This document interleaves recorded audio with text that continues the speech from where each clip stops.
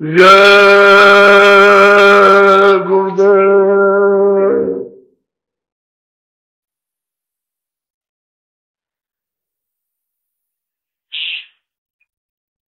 जय गुरुदेव।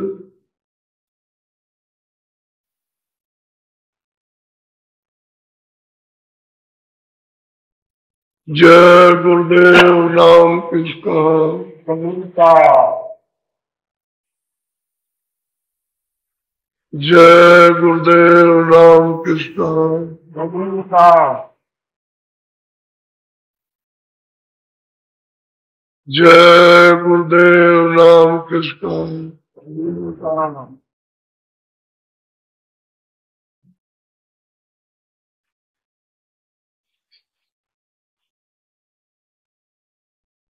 सभी नर नारियों,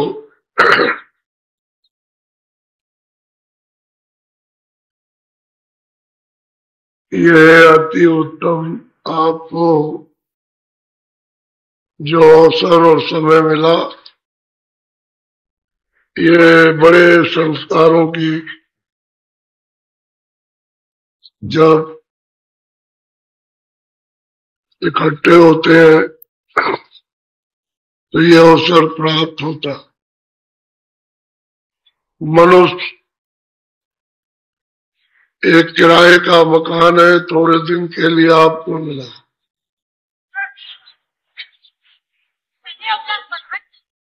उसने दो अधिकार आपको दिए हैं, एक अच्छे काम करना, एक बुरे काम।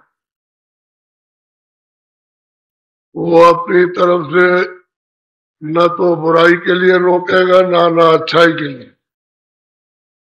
जिसमें आपका दिल लगे, आपका मन लगे, आपकी बुद्धि काम करे, उस काम को करो। उसकी तरफ से आप कर्म करने में पूर्ण रूप से स्वतंत्र हो। उसने हमारे ऊपर कोई लगाम नहीं लगा के रखी है। देख भी सकते हो, अच्छा बुरा सुन भी सकते हो, और अच्छा बुरा समझ भी सकते हो, अच्छा बुरा कर भी सकते हो। इतना मनुष्य मानव को इस मृतलोक जमीन पर अधिकार मिला। उसने यही कहा है कि मेरे देश का ये जो विधान बना है, नियम, इसका सब लोग उचित है पालन करना। उसके लिए ऋषि मुनि महात्मा आते रहेंगे और वो तुमको सब बोध कराते रहेंगे। उसके बरखिलाफ यानी मत काम करना। जितने भी काम करो अच्छा करो। फिर आपको शारीरिक, आपको पारिवारिक, आपको समाज का सुख मिलेगा। लेकिन यह सुख वैसे क्षणिक ही रहेगा, अस्थायी आपको यहाँ सुख नहीं। और मैंने जो मकान तुमको दिया है, ये साफ सुथरा और पवित्र निर्मल मकान दिया है, तो मेरे मकान को आप शुद्ध और साफ रखना। इसमें गंदी चीजें मत रखना। फिर जब मैं समय पूरा हो जाए तो मैं आऊंगा। मैंने इसकी निश्चित अवध रखी है कि इतने दिन तुम इसमें रहो, और इसकी जानकारी ऋषियों मुनियों द्वारा तुम इसको समझो। फिर मैं तुम संसार में लगे रहोगे, मैं अचानक में आ जाऊंगा। ये वक्त तुम्हारा पूरा हो गया और ये है वारंट। अब मैं तुमको पकड़ के अब ले चलूंगा और इसमें कोई कुछ नहीं कर सकता। आप सबके सब खड़े रहो, संगीने बंदूकें लगाए रहो, रिश्तेदार ये पढ़े लिखे सब चारों तरफ घेरे रहे, लेकिन कुछ नहीं कर सकते। वो पकड़ के ले जाएंगे और ले जाकर वो वहां खड़ा कर देंगे। वहां एक इंसाफ करता, उसको मजिस्ट्रेट समझो या जज समझो, वो बैठा हुआ है। वो देखेगा मृतलोक में तुमको अधिकार दिया था, उसमें तुमने कितना अच्छा और कितना बुरा किया, तो देख करके उसको मिनट भी नहीं लगती है और आपको सब बता देगा कि देखो मृतलोक में तुमने ये काम किया है, अच्छा या बुरा, सब पूरा नक्शा आपके सामने आ जाएगा और वो बताएगा कि देखो मतलब ये ऋषि मुनि साधु महात्मा संत पूछेगा कि तुमको नहीं मिले बताने वाले, या कोई किताब तुमको नहीं मिली जिसमें ये लिखा हुआ है, तो तुम क्या जवाब दोगे उसके साथ? उसको तो मिनट भी नहीं लगते हैं हिसाब करने में और फौरन वो सिपाहियों को पकड़ा देगा हुक्म देकर, जाओ इनको ले जाओ उस खान में, उस जेल खाने में, उस जेल खाने में, उस जेल खाने में, उस जेल खाने में इनको ले जाओ और इनको सीधा नरक ले जाओ। और वो हुक्म दे देंगे, बस पकड़ लेंगे और आपको बस ले जाए, आप कुछ नहीं कर सकते। तो ऐसा काम करो कम से कम कि आप तो मत करो, अभी तक तो जो किया है उसी की आप माफी। कोई मिल जाए, कोई महापुरुष, कोई सिद्ध पुरुष, कोई ज्ञानी पुरुष जो मालिक को प्राप्त कर चुका है वो मिले, उससे याचना करो मैंने बहुत गलती की है और मेरा ये माफ किया जाए, नहीं तो मैं कुछ नहीं कर सकता हूँ। तो महापुरुषों को वो तो समर्थ है, उनको पूरा पूरा अधिकार होता है कि वो माफ कर देते, और किसी को अधिकार नहीं। कर्म माफ करने का, पाप और पुण्य का सिर्फ संतों को अधिकार है और किसी को नहीं। न योगी को अधिकार है, न योगेश्वर को, न ऋषि को, न मुनि को, न साधु को, न इनको किसी को नहीं है। और केवल एक ही को अधिकार है, संत। और संत उसको कहते हैं जिसने मालिक को प्राप्त। अब तो जानकारी हो रही है कि मनुष्य शरीर किराए का मकान है, इसे हमको खाली करना है। तो अभी से ही आप सोच लो कि मकान खाली होगा तो मेरे साथ क्या चलेगा, बीवी बच्चे जाएंगे कि नहीं जाएंगे, मकान धन दौलत राजपाट सोना चांदी मेरे साथ चलेगा नहीं। अगर कहीं और कोई ले गया होता तो मैं जोर दे करके आपसे कहता कि फलाना उस समय पर बादशाह लेकर के गया और ये धनी मानी लेकर के सेठ हुआ, लेकिन आप एक सुई की नोक नहीं ले जा सकते, न किसी को साथ लेकर के आए, न किसी को लेके जा सकते। तो इस दुनिया में आकर के ये क्यों अपना झगड़ा भरते हो, यानी बोझा क्यों अपना लाते हो कि ढो न सको, ऐसा क्यों करते हो? और वो भी ये कि तुम्हारी आदत पड़ी है छड़े, तो कहीं बुराई में कहीं छड़े का आनंद भी नहीं, उसमें भी नहीं, लेकिन आदत पड़ गई है तो उसको करते हैं। तो ये आदत कैसे बदलेगी और कब बदलेगी? जब कभी महापुरुषों का सत्संग होगा बदल जाएगी, लेकिन सत्संग नहीं मिलेगा तो ये आदत बदलेगी कहाँ? कौन बदलेगा इसमें? किताबें बदल नहीं सकती है, क्योंकि किताबों में जो लिखा वो तो समझ में आपकी आ नहीं सकता। अब वो समझाने वाले और किताबों को बनाने वाले महापुरुष मिल जाए तब तो ये काम हो सकता है, नहीं तो नहीं हो सकता। तो ये सब आपको जेल खाने में भुगतान भोगना होगा, भरना होगा, ये सब खमियाजा भरना पड़ेगा।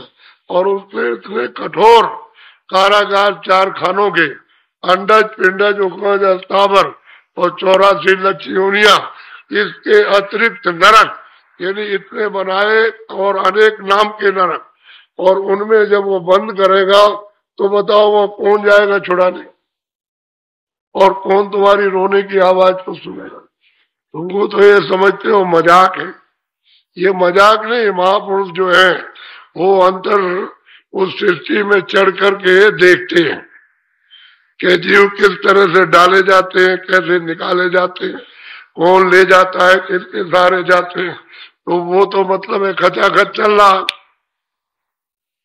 और तुम अंधे हो, तुम्हारी तो आंख बंद हो गई, इसलिए उसको क्या, तुम्हारे ऊपर बोझा लखा लदा हुआ और बस आंख बंद हो गई। अब तुम अपने को भी नहीं पहचान सकते, उसको क्या पहचानोगे? तो महापुरुषों की तो जरूरत थी सदा आपको, और आपको चाहिए था कि भाई महापुरुषों से मिलते रहते तो जो कुछ भी गलती गुलती, जो कुछ भी अनाचार जो हो गया होता तो हम याचना करते तो हमारी सुनवाई उनके दरबार में हो जाती, सुन लेते, तभी तो जीव छुटकारा पा सकता था। अगर रिहाई नहीं होगी उसकी, माफ नहीं किया जाएगा, छुटकारा नहीं पा सकता, क्योंकि उनके पास तो साबुन है, औषधि है, उसको लगाते हैं, धो डालते, धो देते, और जब धो दिया तो निर्मल हो गया। मन है, बुद्धि है, चित्त है, अंतःकरण, ये और जीवात्मा निर्मल हो गई तो उस जीवात्मा की मतलब आँख खुल जाती। जब सफाई हो जाएगी तो पर्दा बोझा हट जाएगा कालमा का, तो आँख खुल जाएगी, उसी से तो आँख बंद है, खुल जाएगी तीसरी आँख, ज्ञान चक्षु शिव नेत्र। तो आप तो दरवाजे पर बैठे, इधर मनुष्य का दरवाजा देखो, इधर ये दोनों आंखों के बीचों बीच मूर्त बैठी है, बिल्कुल द्वार पर बैठी है, शरीर में कहीं नहीं। मैं आपको ये समझा रहा हूं कि शरीर के अंदर निवास इस जीवात्मा का है ही नहीं, नहीं तो कहीं न कहीं पता चल जाता है कि इधर रहती है, यहाँ रहती है, इधर रहती है, यहाँ रहती है, लेकिन शरीर में नहीं, नाके पर है, दरवाजे पर, तो वहां कैमरा नहीं जा सकता, वहां एक्सरे नहीं आ सकता है, वहां तुम्हारा हाथ नहीं पहुंच सकता, तलवार नहीं पहुंच सकती है, वहां पर कोई मतलब अग्नि नहीं जा सकती, ऐसी जगह पर उसको बैठा दिया। ऊपर में स्वर्ग और बैकुंठ का रास्ता सामने ही, यानी स्वर्ग और बैकुंठ कोई दूर नहीं है, सामने ही है। तो जब दरवाजे पर आप बैठे हो, सामने स्वर्ग और बैकुंठ है, और नीचे ये मृतलोक और ये घोर लोक, 4 खाने 84 लचूनिया और नरक, ये नीचे। तो आप जब जीते जी नहीं पहुंचा सकते हो स्वर्ग में बैकुंठ में, तो मरने की बात क्या करते हो, ये सोचो कम से कम। फिर जब जीते नहीं तुमको मिला और जीते नहीं पहुंचे, तुमने अपनी जीवात्मा को सफाई करके वहां नहीं पहुंचा, तो गंदगी जाती नहीं है। वहां तो स्वर्ग बैकुंठ में यहाँ पानी का नाम निशान नहीं है, न मिट्टी है वहां, न यहाँ की वायु है, और न यहाँ का आकाश है, न यहाँ की अग्नि है। तो ये चीजें तो वहां जाती नहीं। तो ये बताओ कि फिर कैसे, और आप मतलब कहते हो मरने के बाद जाएंगे, तो क्या मिट्टी को ले जाओगे? अरे भाई, लदे हुए कूड़े कचड़े को वहां लेकर जाओगे कि मरने के बाद हम वहां पहुंच जाएंगे? तो ये सब तुम्हारा झूठा अज्ञान संकल्प है, और अज्ञान तुम्हारे विचार हैं, और ये कल्पना है कि मरने के बाद स्वर्ग मिल जाता। अच्छा ये बताओ, कोई चिट्ठी पत्री आई? आपके तो बहुत बाप दादे और बुजुर्ग चले गए, उन्होंने कोई चिट्ठी भेजी है कि मैं स्वर्ग में पहुंच गया हूं और तुम लोग भी चले आओगे? ना वो आपसे मिले और ना उनकी कोई चिट्ठी पत्री आई। तो ये मोटी मोटी जो चीजें हैं उसको तो हमको समझ लेना चाहिए, और नहीं समझते हैं, लगे रहते हैं। तो ये जो मसाला इकट्ठा करते हो, ये खारिज मसाला, ये तुम्हारे काम का नहीं है, ये जड़ मसाला। ये किसके काम का? इसके काम का। ये शरीर पंचभौतिक है, जड़। ये सब मसाला जितना भी है, खाने का, पीने का, ओढ़ने का, ये जो भी है, ये मसाला जल पृथ्वी अग्नि वायु आकाश, इसी मसाले का ये बना। तो ये सब मसाला इसके काम का है। और इसमें जो सूरत बैठी हुई है, जो जीवात्मा, जो सोल है, जो रूह है, उसके ये कोई काम आने वाला है ही नहीं, वो तो अलग है, वो इससे अलग बैठी हुई है। लेकिन बोझा तब गया, जब बोझा उसके ऊपर पड़ा तो वो दब गई, और दरवाजे से उसका प्रकाश यानी फायरिंग कर रहा है, और आपने उसको इतना गंदा कर दिया कि वो सूरत जीवात्मा निकल नहीं सकती। अब वो ये उसको ये समझते हो जड़ हो गई, तो जड़ चेतन ग्रंथ पड़ गई, यानी चेतन की जो गांठ है जड़ के साथ, अब अपने आप नहीं निकलेगी जब तक निकालने वाला न मिले। तो जो निकला होगा वही इसमें से निकालेगा। जिसकी आंख खुली हो, जो इसका दरवाजा खुल गया हो, जो ऊपर को जाता हो उधर तो अंधेरा है ही नहीं। सच्ची बात तो ये है कि अब क्या बताया जाए आपको कि उधर तो कोई अंधेरा है नहीं, क्योंकि अब तो साधकों को मालूम होने लगा ना कि उधर अंधेरा नहीं, उधर उजाला ही उजाला है। लेकिन जब गंदगी आती है तो उनको फौरन पता चल जाता है गंदगी आ गई, और वो गंदगी कैसे साफ की जाएगी। तो उसकी युक्ति को यानी जान लेना चाहिए कि गंदगी कभी आ भी जाए इर्द गिर्द आस पास लोगों की गंदगी, तो उसको हम तुरंत साफ कर लें। तो आपके पास तो कुछ होना चाहिए ना, जब नहीं होगा तो कैसे आप साफ करोगे। वो तो महात्मा साफ करते हैं, उनके बाद तो गंदगी रहती है, तो सफाई कर देते हैं आपकी गंदगी, और फिर आपको भी वो युक्ति दे देते हैं कि भाई तुम्हारे पास भी गंदगी है तो तुम भी साफ कर लेना, इसकी सफाई कर देना, साफ हो जाती है। तो असल चीज ये है कि हम इस जगत में तमाम अपना समय बर्बाद व्यर्थ लगाते और हमारे काम कोई नहीं आते। अच्छा, तुमने इतना पाला पोसा बच्चों को, तुमने पाला, तुमको पाला पोसा, ये बताओ तुम अपने माँ बाप के कितने काम आए, और तुम्हारे बच्चे कितने काम आएंगे, और तुम्हारे बाप दादे उनके कितने काम आए। ये दुनिया स्वार्थ की सामने जवाब देती है, ये तो हमारे किसी काम के नहीं, हम कुछ नहीं करते। और फिर इनके साथ लगे, क्यों लगे? और ममता, मोह क्या अंधकार है, अज्ञान है, और वो क्या है? छाया। छाया में लगे हुए हो कि छाया मिल जाएगी मिल जाएगी, और छाया किसी का काम आती है? तुम देखते हो ये शकल है, छाया है, और इसमें से जब निकाल दिया तो ये पड़ी धराशायी, ये गिरी। अभी बताओ कि घर में रखोगे, अभी वहां गाड़ दोगे और जला दोगे, बस छाया खत्म हो गई, और थोड़े दिन सीना पीटोगे और कहोगे मतलब ये, और उसके बाद खत्म।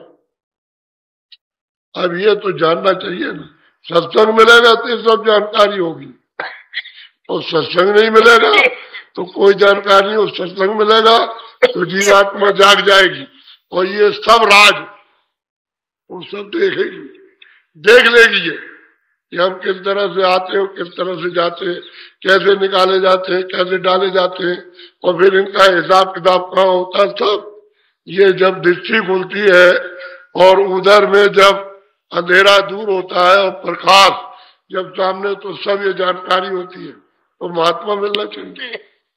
अब हमने सुने, आपको सुना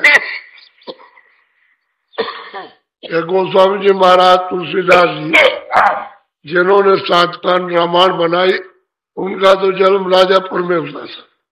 तो अभी तो वो राजेपुर में थे, अभी तो घर छोड़ के गए नहीं। तो वही उन्होंने घर में रहकर गुरु भी प्राप्त कर लिया, गृहस्थी में माँ बाप के साथ ही गुरु भी उनको मिल गए, और साधना भी शुरू कर दी, और साधना भी करने लगे, और गुरु की कृपा वही घड़ी में उनके ऊपर हो गई, और उनकी आंख खुल गई, और उन्होंने ईश्वर को भी प्राप्त किया, ब्रह्म को भी प्राप्त किया, और पार ब्रह्म को भी प्राप्त किया, और उसके परे भी पहुंचे। और फिर वो कहते हैं कि भाई ये तुमको मिला कहाँ? के लिए गुरु ने दिया, उनके चरणों की रज मिल गई, रज, चरणों की धूल मिल गई। हम तो चरणों के धूल जो लगी रहती है, कहते हैं वो उनकी कृपा हो गई, वो नहीं मिलता तो कोई नहीं। वहां राम रहीम और करीम के दो का कभी स्वप्न में भी नाम नहीं, वो नहीं आता, वो उनको गरी में प्राप्त है। वो बेचारा एक प्रेमी जो था, काशी का वासी, और राजापुर में नौकरी करता था सेठ के यहाँ। तो जब शोरगुल हुआ इनका कि भाई वो तो ऐसी अलौकिक वाणी का उच्चारण करते हैं जो हमने कभी सुनी नहीं किताबों में, तो वहां भीड़ चल पड़ी दर्शन सुनने के लिए। उसी में बेचारा वो भी आ गया। तो उनका प्रेम तो उतना लग नहीं पाया, लेकिन उस गरीब का उनके साथ प्रेम हो गया। वो उन्हीं को सब कुछ माने, उन्हीं को सब कुछ समझे, उन्हीं को देखे, और किसी को कुछ नहीं, और उन्हीं की सेवा करे। और कुछ दिन तक तो नौकरी की छोड़ दी, इसमें कुछ नहीं रखा। उनके ऊपर में उसके ऊपर दया हो गई, और गृहस्थी में ही उसको भी प्राप्त करा दिया, वही घर में रह करके ही प्राप्त करा दिया, घर से बाहर रह करके उसको नहीं। वही सेवा करता रहा, वही प्राप्त। और फिर एक कारण बना दिया उन्होंने पूछा, उसने तो कभी कहा नहीं था कि मेरा घर काशी में, इन्होंने कभी पूछा भी नहीं। तो कह लगे भाई तुम्हारा घर कहाँ? कह लगे हमारा घर तो मतलब है कि काशी। कि तुम गए नहीं? कह लगे हम बहुत जगह। तो मैं इतना कह करके चुप हो गए। और 2-4 दिन के बाद उन्होंने कहा कि घर नहीं जाओगे? तो उसने कोई उत्तर नहीं दिया, ये कहा कि जैसी आपकी मौज हो। तो वह 2-1 दिन के बाद कहने लगे तो घर हुआ। जब इतने दिन से नहीं गए तो घर चले गए, उसको घर दे दिया। काशी वो गया, अब जैसे भी गया उस समय रहने तो थी नहीं, ये आपकी बसें भी नहीं थी। घोड़े की सवारी, ऊंट की सवारी, और घोड़ों का मतलब यह है कि उसका कहा बग्घी, और मतलब यह है कि ऊंटों की गाड़ी यही चलती थी उस वक्त। और अपना जैसे भी क्या होगा पैदल काशी चला। जब काशी पहुंच गया और थोड़ा सा समय हो गया कि काशी पहुंच गया, तब ये चुपचाप उठे और किसी से उन्होंने कहा जी चल दिया। बस ये उनका बहाना था, ये जरिया था घर बाहर निकलने। तो चले गए। वहां उसने पूछा किसी से जाकर के भाई एक इस्लाम का एक आदमी इस मोहल्ले में रहता है? तब तक जिससे पूछा वो कहता अरे महाराज आप ही की तो वो चर्चा करता हो, तो कोई चर्चा ही नहीं करता, आप ही की चर्चा करता और आप आ गए। और हमको भी दर्शन मिल गए। तो दौड़ के गया और उससे जाकर के कहा, वो बस भाग के आया कि गुरु जी तो यहाँ आ गए।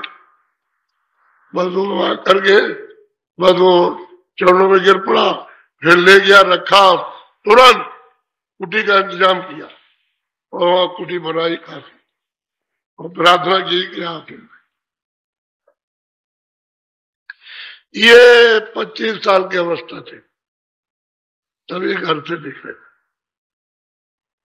और इसके पहले उन्होंने प्राप्त कर पूरे होकर के घर से निकले थे। अधूरा अधूरा कुछ नहीं।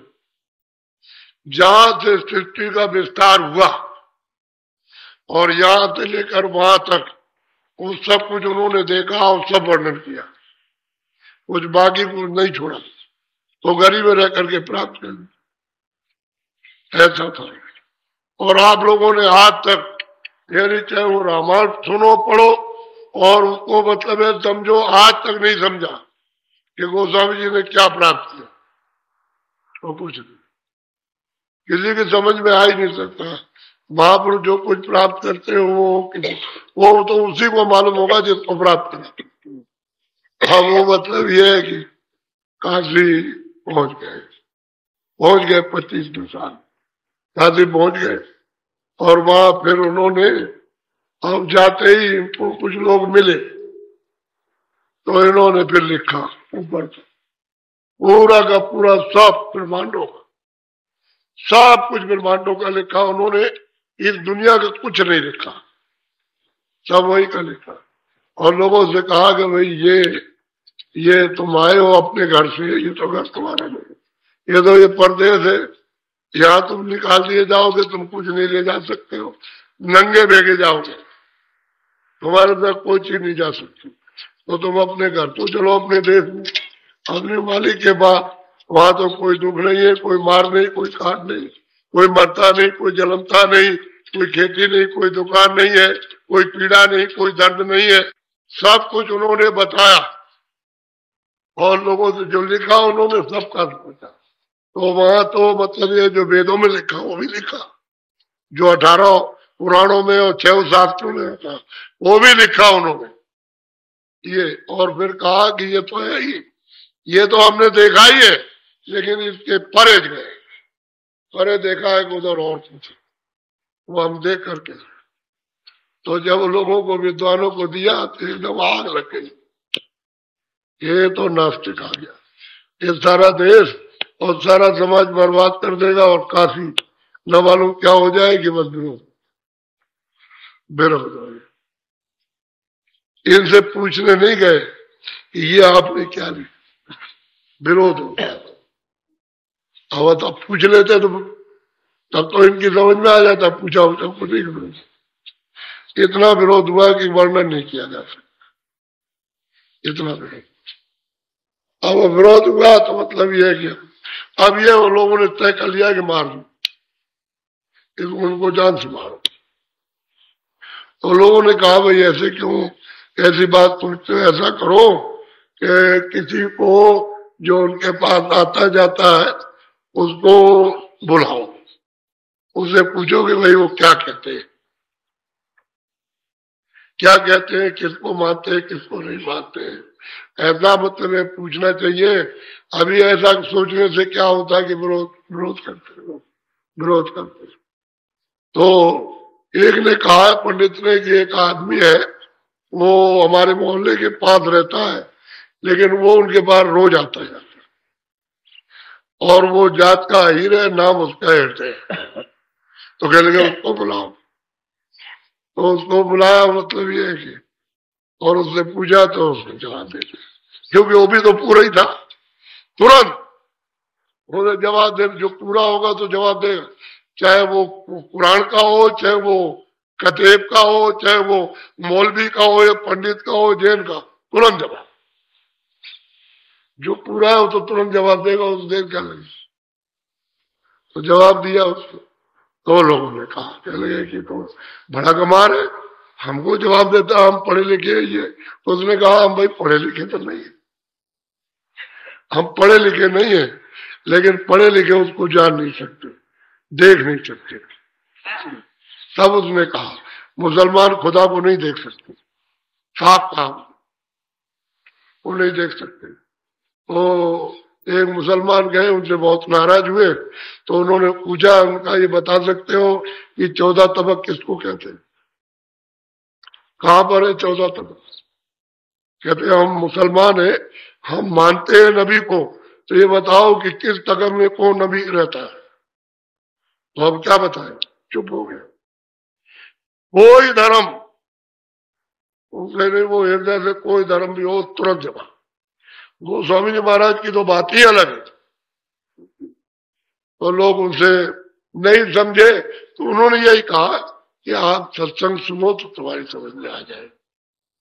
वैसा सत्संग के रस पाए, ये कोई चीज तुमको नहीं आ सकती है। जो वेदों में शास्त्रों में लिखा वो भी समझ में नहीं आएगा, वो भी सत्संग से ही आएगा।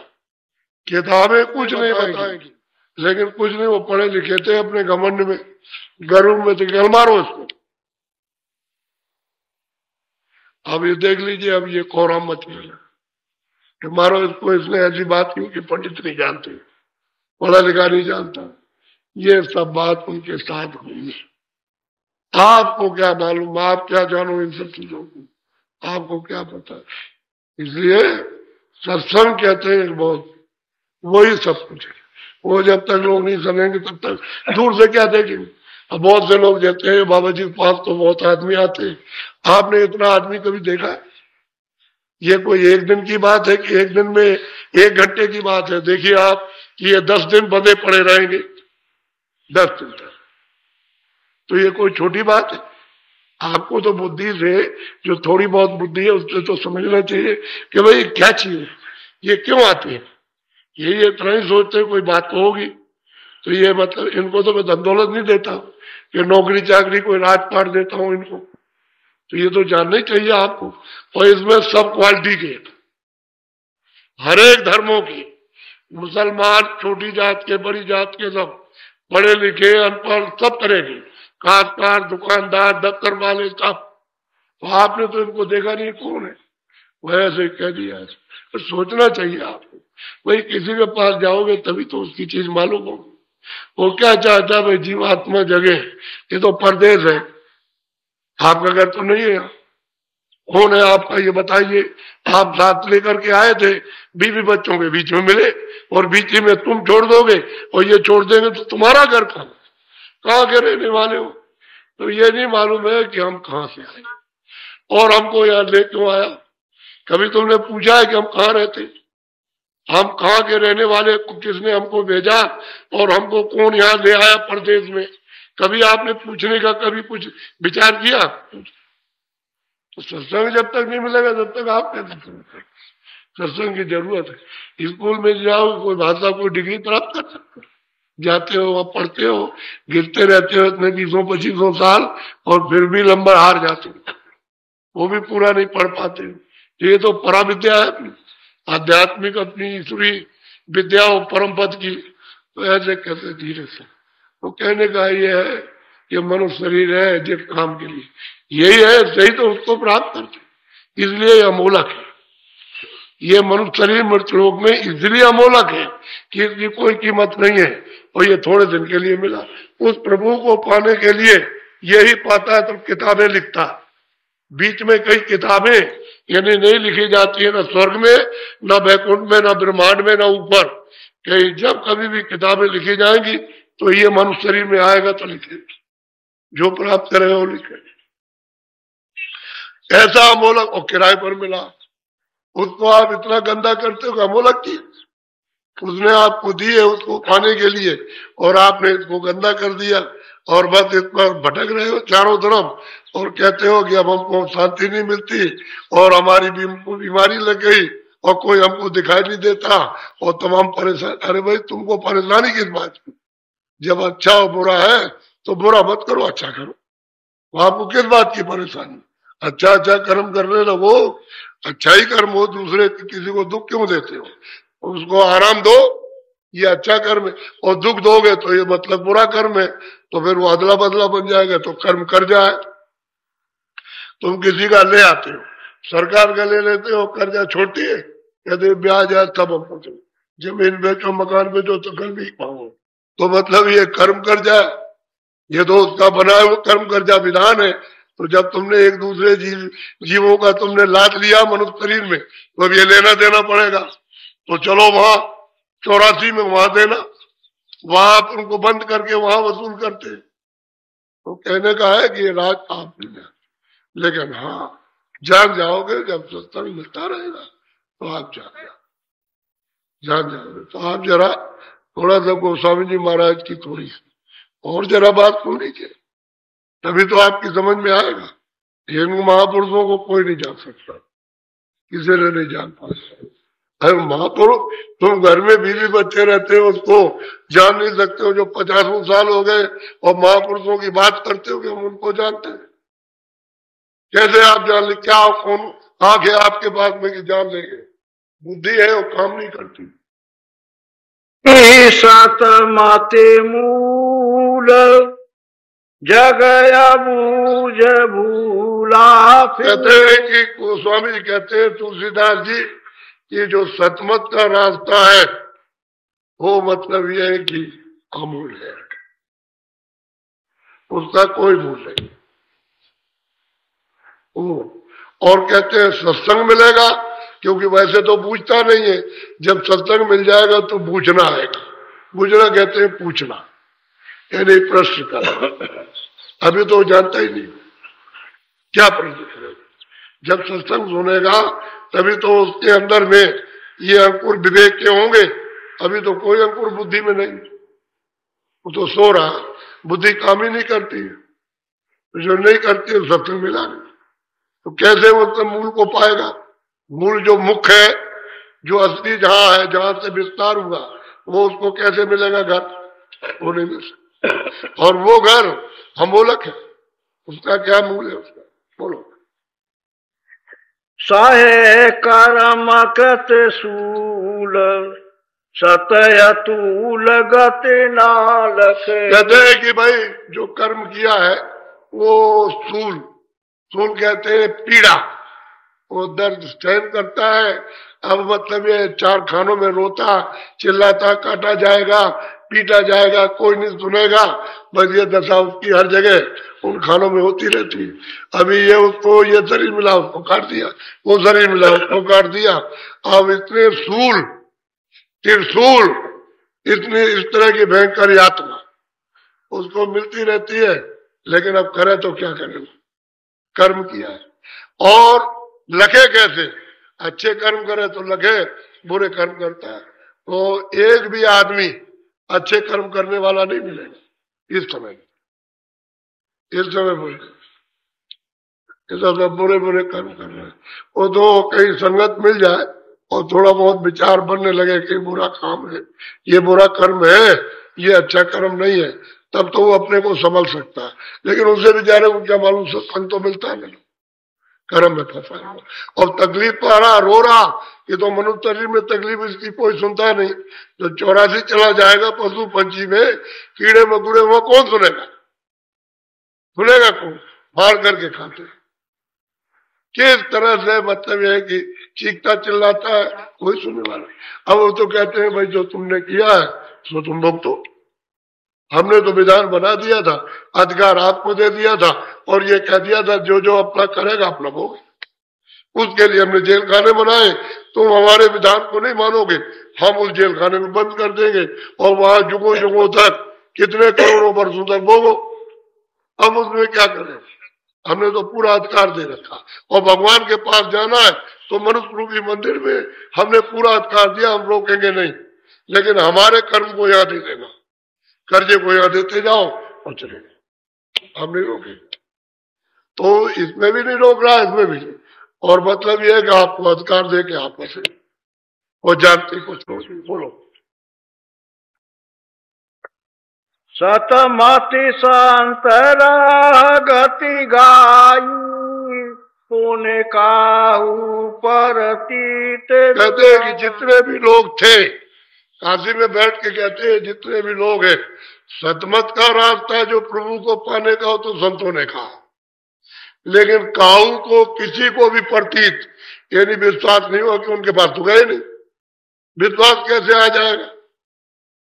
वो तो वो जो समझा रहा है उसको कहते हैं वो चेला है, वो चेला है उनका, तो उसका तो विश्वास कैसे हो जाएगा? जो कहते हैं वो तो प्रश्न करते नहीं है और उसके ऊपर नाराज हो रहे, क्रोधित हो रहे कि मार दो इसको जान से, मुक्का लाठी घूसा चला रहे। तो बताओ कैसे समझेंगे वो? अरे भाई कहीं समझ में आएगा, मास्टर को रोज मारो डंडा दे करके तो पढ़ा देगा आपको? उसको मारोगे पढ़ाएगा स्कूल में? आप अभी देख लो इसी समय, तो वो तो कुछ भी नहीं आप पढ़ सकते, बल्कि स्कूल से निकाल और देंगे। इसको स्कूल में कभी दाखिल नहीं, और अगर आपका कैरेक्टर खराब कर दिया तो किसी स्कूल में दाखिल नहीं हो सकते हो। तो बताओ फिर क्या करोगे? पढ़ोगे तो स्कूल में पढ़ोगे ना, तो आप उसको मारते हो, आप गाली गलौज करते हो। वो ऐसा नहीं, विद्या लेनी है बहुत है तो जाओ नमन करो, विद्या दे देगा। और नमन नहीं करोगे विद्या नहीं।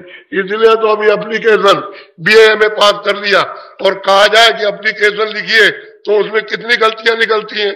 और उस जमाने का 8वें दर्जे का यानी पढ़ा हुआ अंग्रेजी यानी लिखता बिल्कुल सही, जो कुछ भी बिल्कुल सही अंग्रेजी लिखता, और आजकल के बीए में पास किए वो गलती, स्पेलिंग गलत हो जाती।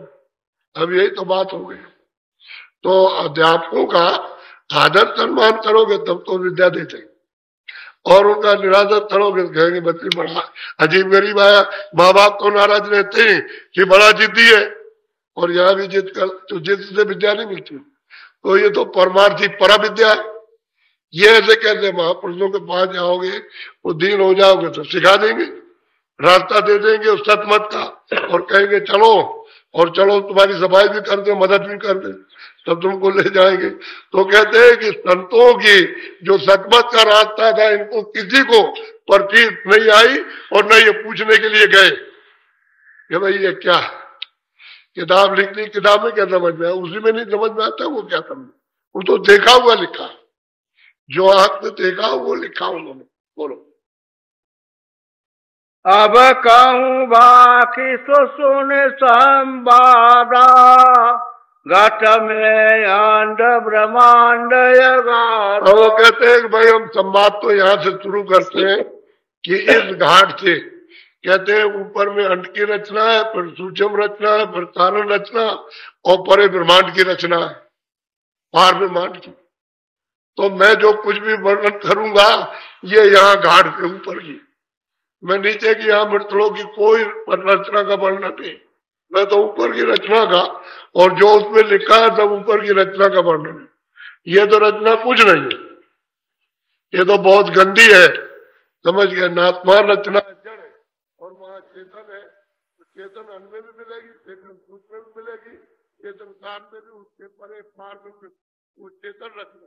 तो मैंने तो ब्रह्मांडों का सब कुछ लिखा, वह विवरण किया, आपने इशारा किया और लोगों ने समझे।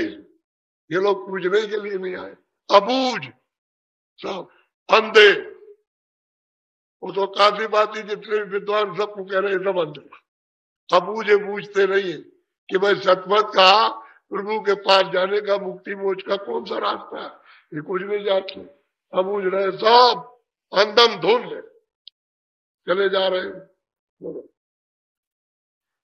घट में राम जो लेख, भारत शास्त्र घन दशरथ। कहते मैंने घट में जो रावण राम देखा, तो वो तो कहते हैं कि ये घाट सूरत यहाँ बैठी है, इस जगह ये कूड़ा कचरा साफ करो, देखो ये तुम्हारा दम दम, यानी सूरत कैसी चमकती है, जाग जाती है। ये जो सूरत बैठी है इन सबके अंदर, ये दोनों आंखों के मध्य में दरवाजे पर बैठी है। ऐसा कीजिए तो ये बैठी है, और ऐसे कर दीजिए तो इधर बैठी है। इस आकाश के ऊपर बैठी, ये आंखों का कान का आकाश नहीं, ये आकाश यहाँ तक है। ये पिंड की रचना उन्होंने की है कि सूरत को यहाँ दरवाजे पर बैठा है, इस आकाश के ऊपर। तो बताओ वहां पानी नहीं जाएगा, वहां तलवार नहीं जा सकती है। तो कहते हैं कि इस दरवाजे से घाट पर उसके ऊपर की जो रचना है वो मैंने बताया कि राम क्या है, रावण क्या, ये कई क्या, मंत्रा क्या, भरत क्या, शत्रुघ्न क्या, ये मैंने बताया वहां। तो ये तो सब चीजें उस चेतन में सब दिखाई देती है, और आपने उसको बाहर समझा कि यहाँ लौकिक, ये यहाँ मृतलोक में कोई भी चीज नहीं मिलेगी, सब की सब ब्रह्मांड की चीज है। हम लोग जब इतना वर्णन किया तो आपको चाहिए कि भाई हम भी चाहते हैं कि हमको भी मिल जाए, हमको भी प्राप्त हो जाए, हम भी। ये तो कहा नहीं, वो मारना और झगड़ा और निंदा, और मतलब ये है कि वो नास्तिक है और राम को नहीं मानते, कृष्ण को नहीं मानते, और इसको नहीं, गंगा नहीं जमुना। अरे वो कहते हैं ऊपर में गंगा जमुना बहुत बह रही, बड़ी बड़ी नदियां, सरस्वती बह रही वहां पर, और कहते हैं कि सरजू बह रही है, बड़ी बड़ी नदियां है ब्रह्मांड में। तो चलो अगर तुम देखना चाहते हो तो वहां चलो, चलो हम तुमको ले चलेंगे।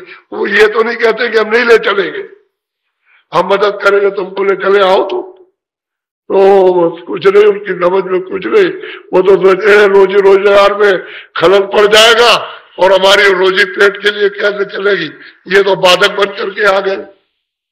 असली बात तो ये रोजी के लिए मर गए, पिछुड़ गए रोजी के लिए, नहीं तो सबको देने वाले थे। लेकिन अब उसमें जो अगुआकार थे उन्होंने रात को सोचा कि ये जो है, अभी उम्र तो इसकी छोटी है और हम सब लोगों को हरा दिया, इसकी बात का जवाब नहीं दे सकते।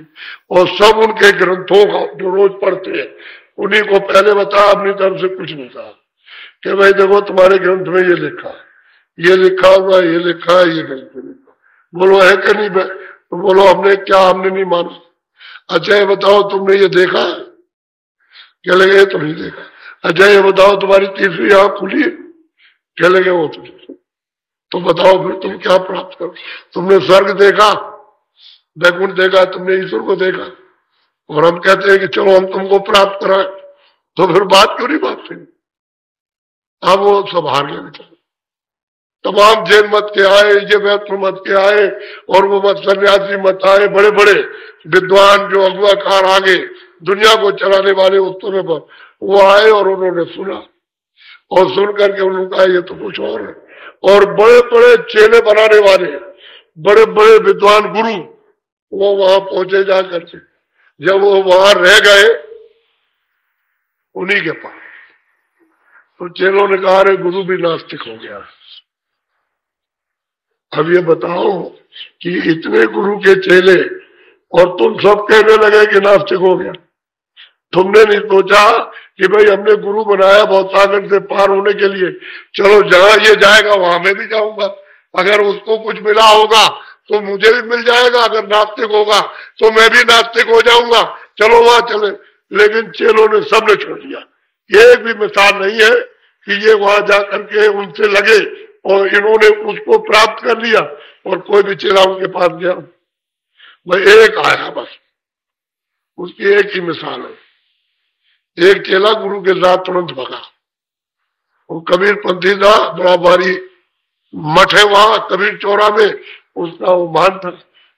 वो जब सुना कि भाई हमारा मत तो बहुत ऊंचा है, अगर हम चले और उनसे पूछे चल के, तो गया पूछने के लिए, तो उसके मत को सब बताया, सब कुछ विवरण किया। आपने कहा भाई देखो, तुम तो ये बाहर से पढ़ते हो किताब का, तुमने इसमें तो कुछ पाया नहीं, कुछ इसमें से कुछ तुमने देखा नहीं, तुमने कोई शब्द की नाम की कोई कमाई चढ़ाई नहीं की, ऊपर में कुछ देखा नहीं। कह लगे देखा तो कुछ नहीं, हम तो किताब में जो लिखते हैं वही पढ़ते। तो फिर कहा तुम सत्संग सुन लो। बस ये रोज जाता रहा, जो जाता रहा, और पालकी में बैठ करके 20 आदमी इधर चोट डाल रहे, इधर और आगे और पीछे पालकी चल रही, उसमें इतना बड़ा महान। जब इसकी समझ में आ गया और ये रो पड़ा, तो फिर सोचा कि अब क्या किया जाए। तो बस चेले से कहा, यहाँ ये लो सेली बांध की, हम तुम्हारे गले डालते हैं, ये तुम आज से वहां मानती करना, और हम तो इन्हीं के पास रहेंगे। अब हम स्थान बने जाएंगे और हमने मानती छोड़ दी। बस वो रह गया वही, चेले को शैली उनकी होती है वो मान बनाने की, उसको गले में डाल दिया। तो पालकी में बैठ करके जा रहा, उसने बड़ा बड़ा तो कहा, बुरा भला तो कहा उसने, लेकिन उसने कहा कि भाई क्या। तो रास्ते में सोचने लगा कि गुरु को कोई इससे बड़ी चीज मिली कि सब सुख धन मान सब कुछ, चेले कोई चीज की कमी नहीं है, और ये मतलब ये है कि इसने सब त्याग दिया और हमको मानती दे दी, तो कोई बड़ी चीज मिली है। तो उसने कहा कि भाई पालकी को रखो भाई, नहीं किसी जगह।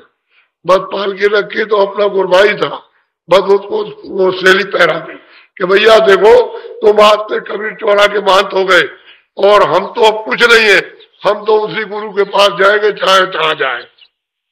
बस उसको गुरबाई को पहरा करके चलाया, और ये दोनों वही रहे उसी काशी में, और मालिक को इन्होंने प्राप्त कर दिया दोनों ने।